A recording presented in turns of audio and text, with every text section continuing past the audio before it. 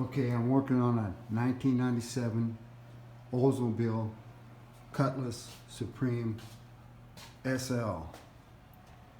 And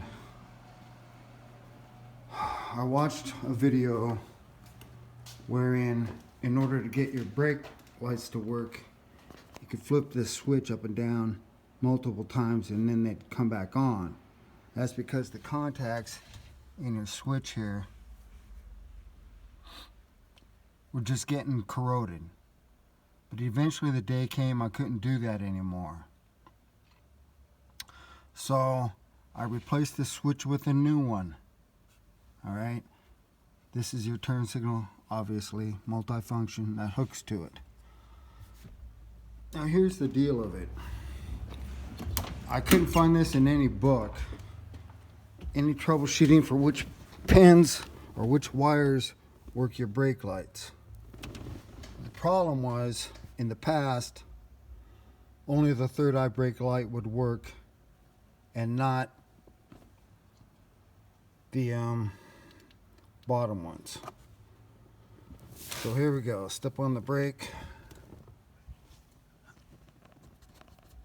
Alright, after replacing the switch, and as you can see, now all the brake lights are working, all three of them. Now, I haven't found any book that tells you that. And that's the reason I'm making this video, because that's what you do. You replace this switch right here.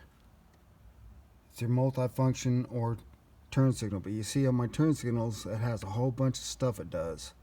And I check the turn signals first and they are working. But that's the strange deal of it. Yeah.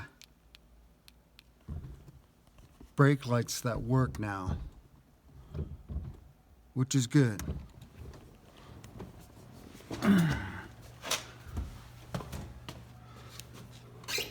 Because I basically got a brand new car I couldn't drive because the brake lights didn't work. This is the 3100 sequential fuel injected V6, and there's also a 4-speed transmission, you know, the overdrive automatic, and it's all brand new.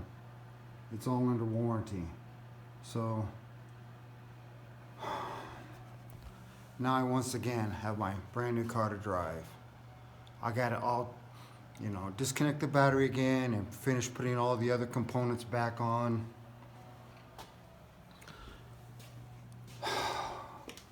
Which is quite a bit you have to go through to do that, because you know, you got to clock the spring for the airbag and all the good things. But the main thing I was after, I did achieve, and that's getting brake lights. You know, you got to have them or you get pulled over.